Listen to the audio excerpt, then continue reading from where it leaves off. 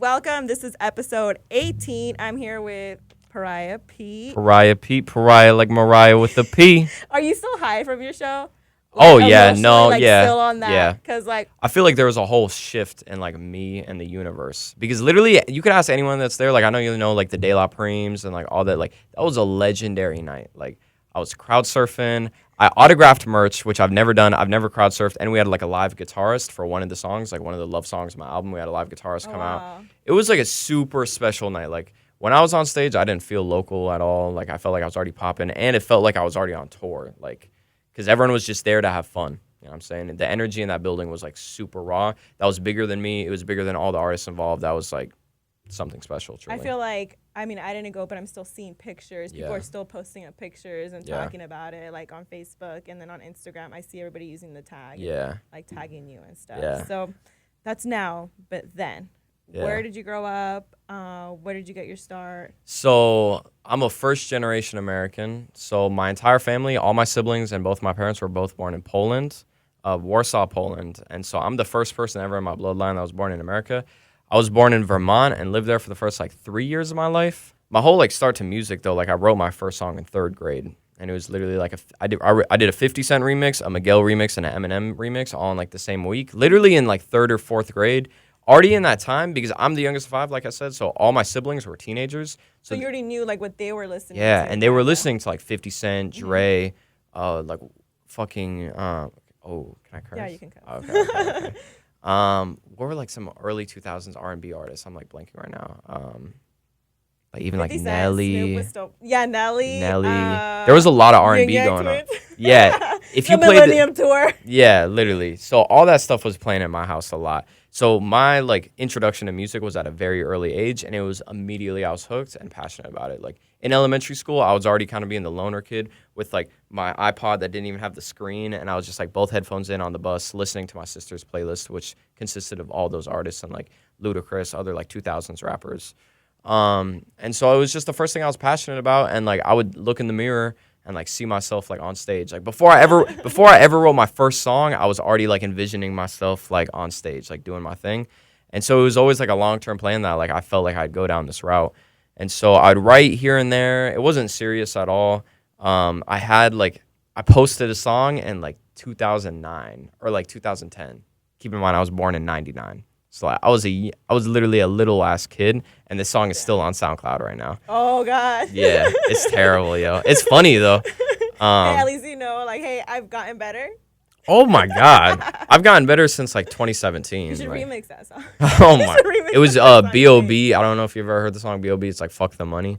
No. I don't know, yeah, but it was over here. We're gonna play it over this. Yeah. But so yeah, those were like my first introductions, and then like freshman, sophomore year in high school, like I would just write after school, and I like go home because I like took the like metro. So I had to take 4 buses and walk 4 miles. 2 miles, 2 buses in the morning, 2 miles, 2 buses in the afternoon. Yeah. And so I'd get home probably after smoking either fucking weed or cigarettes at the time, and I just like throw on instrumentals and I just write for fun, and I do it here and there. And then I started slowly building up my own home studio, recording myself. And then in 2016 is when I first dropped like my actual first song. Because that's when I like started getting like a little confident with it, which is like the confidence that I had in 2016 compared to now is like literally it's like exponential. Like in 2016, I was still like hella insecure about like all this shit, but I was just doing it because all my friends told me that I was dope. So I was like, I guess I'm dope enough for them. So I'm gonna just go on the internet and see. You're like, how it should goes. I release this? And then like you get good feedback, so it makes you want to believe it more. Yeah, and then like the whole thing with like the whole introduction to the scene, I was only a solo artist for like 4 months. And then we created 20 pounds. No, well, I created 20 pounds. Oh, okay, yeah, me and my roommate and like my go-to producer who's on the album on tracks 2 and 3, him and I created the idea. So I created the members, and then he came up with the name 20 pounds, which like fun fact to this day meant nothing. You know it meant nothing. It just sounded. You guys are assholes because you guys were like. Yeah, during the interview. And the whole name, 20 pounds. We ain't gonna tell y'all. Yeah, it's a secret. It's on the last on the table too. You gotta play. Yeah. If you play it in reverse, actually, it's hidden. The shit is hidden in one of the songs of the tape. And so you want to know the name, you gotta listen to every song all the way through. You gotta decode each lyric. It's like on some. You gotta take the first letter from each bar. It might be line it up. Yeah. You gotta listen to the album. We would troll. They're like, yeah. We would troll. And then like it was Jalape's idea to bring in the two producers, Skates and Knowledge Nick. And so I was only a like actual artist for a short amount of time before entering 20 Pounds. And everyone in 20 Pounds were already doing their thing for like 4 years. Like they were just one big like collective. And yeah, it was fun. Yeah. But also because of that reason, because I was the youngest one in the group and the least experienced in the group, and they already did stuff at Joe's Grotto with Justice in the past and all that, I had to develop really quickly.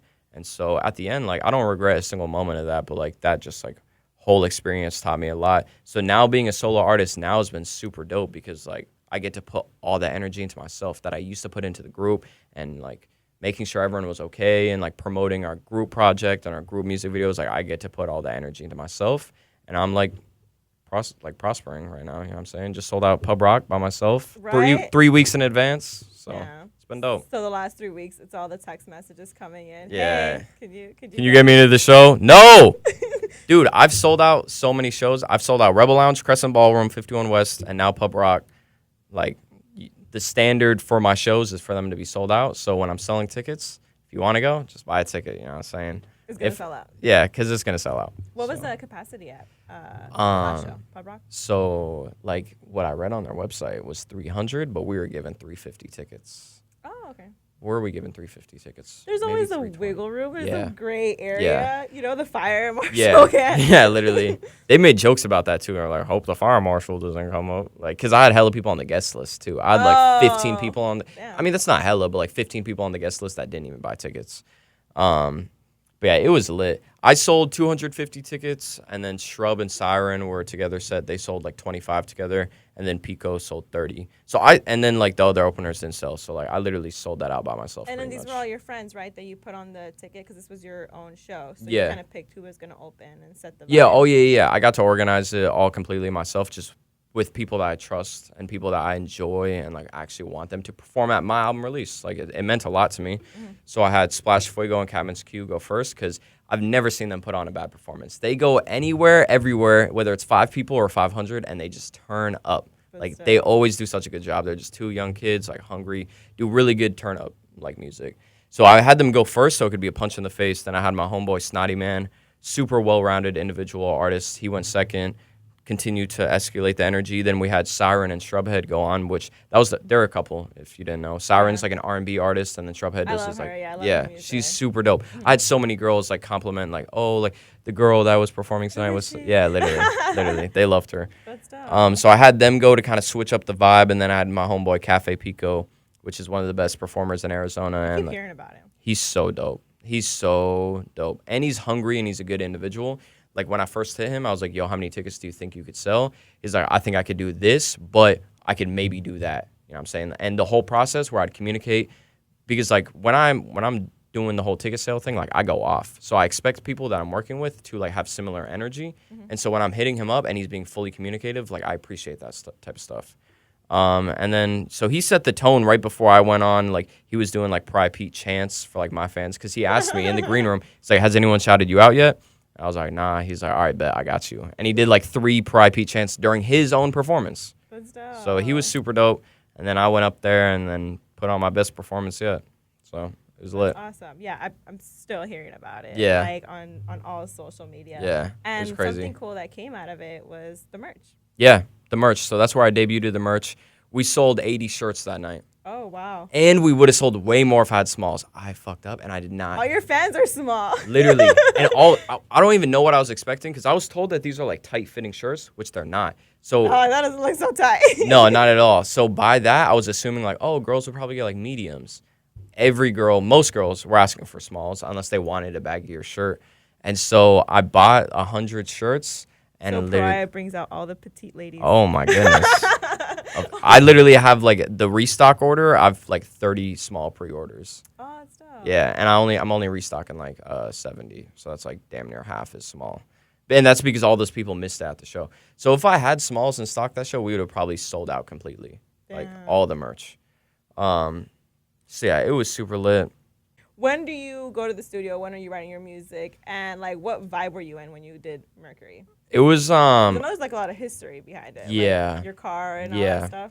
I'll just do like a quick rundown. So basically, like, it was my first car ever, my 1987 Mercury Marquis. I spent over a year saving for it and then paying it off. and it only had 50,000 miles, beautiful condition, like literally it was my baby. I cherished it. And then one night, it was a Sunday night, I was leaving Fry's, and I was on my way to go smoke with my friends. Very chill night, you know what I'm saying? I was in high school at the time. And I was just driving through a green light, and a minivan, a drunk driver, ran a red light and literally was just right in front of me. So I was either going to, like, swerve into incoming traffic, or I was just going to slam on my brakes and hope that I miss him. And so I ended up hitting him, and I totaled my car. And then I, like, went off the road and, like, all kinds of shit. And that was just, like, the start of my world, like, getting flipped on its head. Because, like, shortly before that, I got, like, broken up in, like, a long relationship that, like, I loved this woman a lot at the time, you know what I'm saying? So that, I was already dealing with a lot of change. And, like, growing up, I resisted and hated change because it was always happening. So it was, like, always, like, I didn't know how to cope with it. And so the breakup happened, then the car accident happened, which was, like, more emotionally damaging than it was physically. Like, thank God. Like, I didn't even get injured at all. And so that happened. Then I graduate high school. So, like, I'm new to the adult life or whatever. My mom moves out of state. So I have no family in Arizona besides my mom. Oh, and so she moved, and so I started couch surfing. I was couch surfing for an entire year, living with my friends, sleeping on my friend's floor. Ended up living in a trap house for, like, 2 months. That was, like, super unhealthy environment, like guns, drugs, fucking... You're like, I'm not trying to do that again. Yeah, it was very low vibrational shit. We ended up getting raided and evicted and all kinds of stuff. And so it was a lot of instability over that 1 year. And then even, like, up until this year when, like, 20 pounds, like, dissolved, like, it was, like, a full, like, that was just, like, the catalyst of, like, my world just, like, getting fucked up. Like, I don't know what it was. And so I took all those negative experiences and I made something positive, which was this album. And so, like, at the end of the day, the reception's been amazing. Like, people telling me that, like, my songs made them cry or gave them chills or even gave them hope, or, like, they're playing my music way more than they've ever. Like, I've never heard this good of a reaction to my music at all. I think it's so funny because you're telling me all these horrible things and you're Yeah. like, and in my head, your song, it's all good. Yeah, I was like, how are you singing? That was before all that It's all shit. good. Okay. That was before. It's all good. Yeah, no, that was literally the All Good music video was filmed in my Mercury. So that was 2017. Damn. Fun fact. 2 days. Okay, so the whole All Good music video relates to my car. Two days after we dropped the video is when the accident happened. So yeah, it was literally. It was all good, and now it's all good again. Yeah. I'm hoping. So yeah, no, everything's all good now. But it was like the whole album I made. Like, it's beautiful that so many people can relate to it and empathize with it and, like, genuinely enjoy the music, because at the end of the day, like, I made all of it for myself because, like, I had to. Like, if anyone listens, like, it's a very honest, it's very open and vulnerable piece of music. And I didn't even notice that I made that. Like, that wasn't in my intention at all until I listened to it front to back. Yeah, absolutely. Like, and when you're going through so much, like, that's going to unconsciously come through, like, your lyrics, especially me being, like, a realist. Like, I never rap about, like, having bling and bitches and, like, a bunch of stupid shit. Like, I rap for myself, and so. You don't have bitches? I do have bitches. Pariah Pete actually has low-key local groupies. Petite, strong bitches. Exactly. They're at all his shows. But yeah, so the reception for it's been amazing.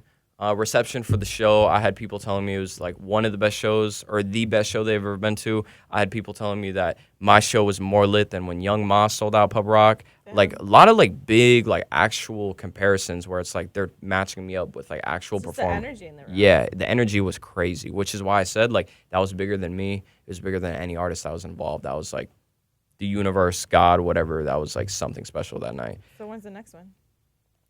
Everyone's asking me that, so I'm literally about to go book the venue, like, this weekend and setting up for September, because I always like to set up my shows, like, a month in advance so that I have time to sell tickets. You know what I'm saying? You have time to drive around Arizona. Yeah, because I'll be delivering. Can we talk about that? Yeah. How hard is that? Do you, like, plan your routes? I'm immune to it. Do you, like, put in your routes, like, hey, you should get an Uber and just be like, hey, we're going to make 20 stops. Yeah, and literally. Drop off all the tickets. Literally. I just be driving my Corolla, my 96 Corolla. That's why I drive now. Shout out the gas mileage. It's solid. You have to, because you're like, I'm in the East Valley. And do you live in the West Valley? I live on the north side. So I live on, like, north side Phoenix. Yeah. So, no, but, like, I'll have people hit me up and be like, yo, I want my ticket Wednesday or I want my ticket Friday or whatever. But just every single day that I have tickets, like, I would start my sales. Yo, during ticket sale time, I go crazy. Like, I was literally doing 13-hour shifts of driving every day, but I'd sell, like, 35 tickets.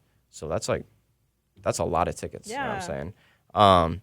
And so I would just drive around and just be posting on my Snapchat. That's like my whole thing is like I personally deliver it and then we take a picture. So like that's like I know that it would always be like constantly on your story. Yeah, and people will hit me like, "Hey, I finally got my 10," or like, "Hey, are you in Tempe right now?" Like, "Yeah, I got you." Or even like not. Like there was one day where I went from North Phoenix to like Surprise to Avondale to Chandler, all within like an hour and a half, 2 hours. Damn. And like I would hate when people are like, "Yo, dude, are you even making money? Like, are you spending so much money on gas?" Like, bruh, it takes 20. Don't worry about my money. First off, exactly that. You should be like, it's not my car. Yeah.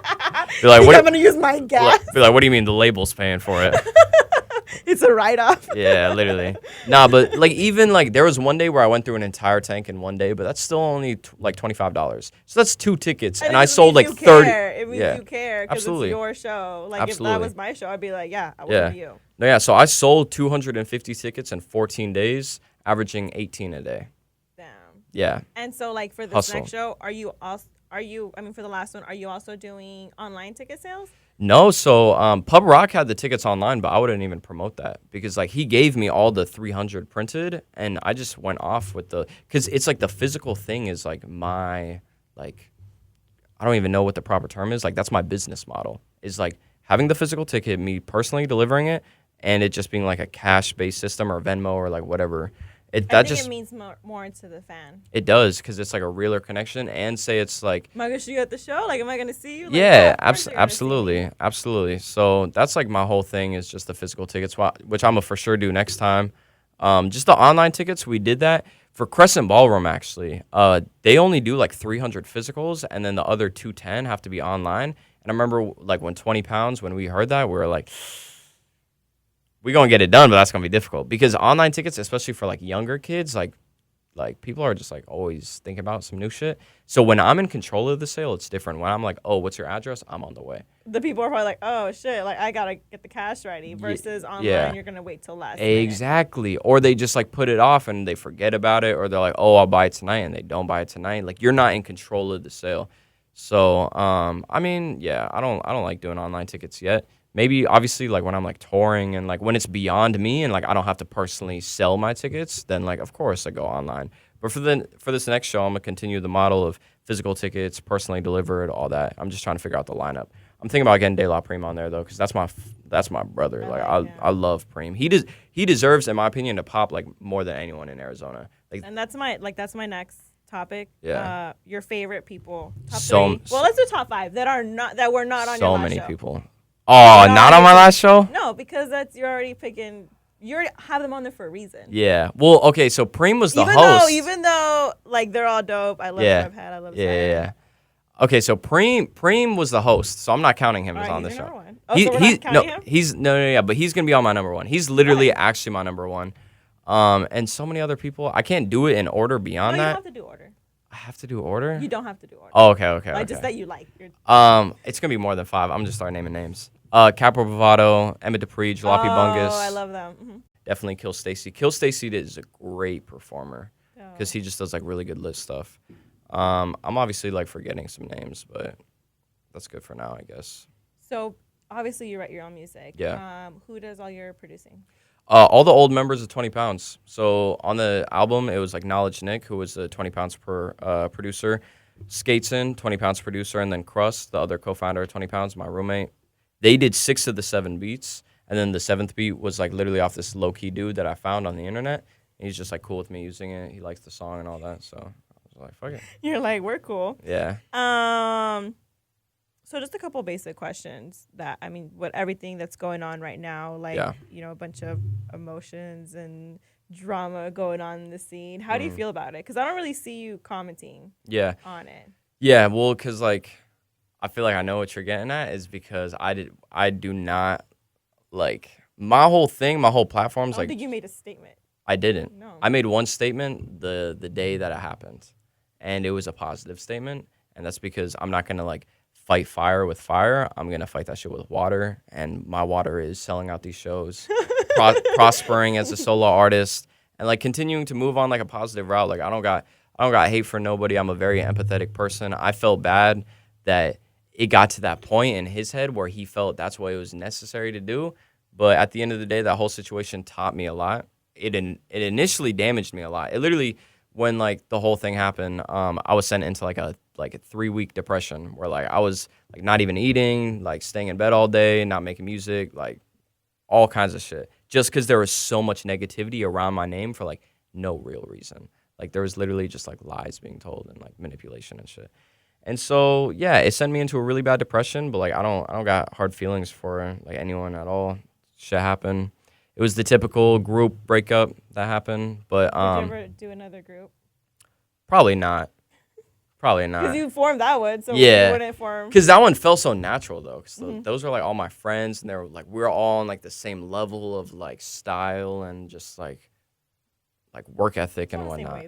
Yeah, completely on the same wavelength. I just can't imagine finding more people like that, especially not in Arizona.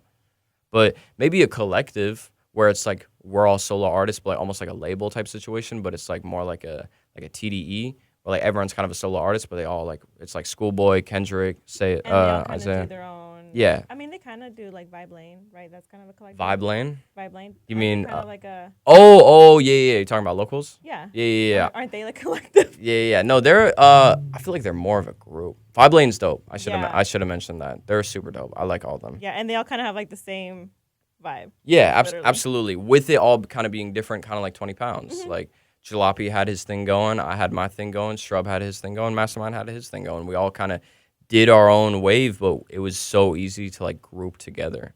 And we were like a powerhouse when we were together. Like the ripple effects that we caused in the scene are like, that's why like I don't regret a single moment. It taught me a lot, and it helped build the platform that I have today. So now all I've been trying to do as a solo artist is just like, not like take advantage of, but just like expand that. Like, you know what I mean? I don't know what the word I'm looking for is. Grow. Yeah, absolutely. So what's next? I mean, you already put all your energy into that project. Yep. Do you want to release more music soon? Yeah, so right now, just been kind of like doing the whole promotion thing. So I'm about to start the rollout process for the music videos. So I haven't had any visuals on my own. Music videos. Yeah. I haven't seen any. Yeah. You recently. Yeah, exactly. Because like all my stuff was on with 20 pounds. Yeah.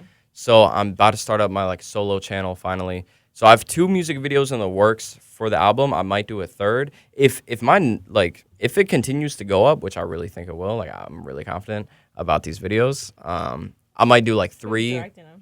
Garen Chadwick did the first Very one. good. Yeah. We went to LA for that one, and that one's for the song. Oh, that one's not out, huh? Yeah. Okay, so I remember you were out there shooting something. Yeah, we literally start the rollout process Friday. So I have the first like trailer, like all that shit. It's fucking insane. Okay, so that's the first one. Yeah, and it's the most hype song like in my performance because it's just super catchy. It's a banger. Like the beat's crazy. It's awesome. And then the second one is Take Your Time with Saya, which like him and I both are popping. And like the video, and that's been the fan favorite is Take Your Time because it's like kind of like a love song or whatever. Like guys and girls love that. That's the one that we did the live guitarist for at the show too. So it was super cool to like bring the fans like that experience. So that's gonna be the second video, and then for the third, I haven't figured out what I'm gonna do yet. But so that's gonna be like August-ish, and then September will be the other show, and then probably start like the fall line for the Mercury merch, and then after that is gonna go straight into like new music. So I'm getting back in the studio now, and I'm writing again because I took like the past like month off from just like creating, just because like I was like promoting and like I literally just put my all drive around, and all write day, songs. and then come home, write songs, and then watch Breaking Bad. Yeah. And then when you're gonna eat, Yeah, literally. You need a break from all that. That way you can get more creative. Yeah, absolutely. So I just been kind of like kicking back, like not kicking back, but like taking a step back from the whole creation aspect right now. And I'm waiting for beats too. Like I don't have any like beats, like which is just like all my producers are my friends. So like I just have to wait till they're like, "Yo, Pete, I got something for you." Oh. Like, I don't try to hound them at all. So and then for sure like singles throughout fall. And you also don't post online. Hey, send me beats. Oh hell no, because I've done that before, and they send a bunch of BS to your email. Like literally, it's all like with the tags, and it's like yo $50 lease, and it's like a copy and paste email. Like they'll literally type in like keywords on Twitter, which is send me beats or beats or whatever, and then they'll find all the people who mention their email. They'll copy and paste it, and they'll send you the same shit. Like I know it because like. Yeah, literally, because like it's the same basic type beat. There will be like a Travis Scott type beat. I'm like, yo, like, have you heard my music? Like this isn't even what I want. yeah, literally. Like, so I don't be tweeting out there like send me beats, especially because like the producers that I work with that are my friends are They like already know so kinda... yeah, and they're so talented. Like Skateson, that man is one of the most talented people I've ever met. Like his whole family comes from music. He like knows how to play bass guitar, so like his bass lines and like even a banger will just like he knows how to work the frequencies. Like he's something special. So and then my roommate kills it too. So it's I'm just gonna wait for them to bless me. That's all I need. I'll be chilling too. Yeah, and then in the meantime, like I still write here and there. I still write down concepts. I just like I think I'm just gonna be more single focused for a little bit because I just did this album where like I put my all into it. So I'm a very like project oriented artist. Well, if you don't know, now you know. It's Pariah, like Mariah with a P. Got the album Mercury, all platforms, Spotify, Apple Music. Selling shirts, website coming soon. For now, I've been delivering shirts literally like I would deliver tickets. I just pull up on you, so just DM me on IG, Twitter, all that. Pariah X Pete, PARIAH X Pete. My closing statement: go stream Mercury, please.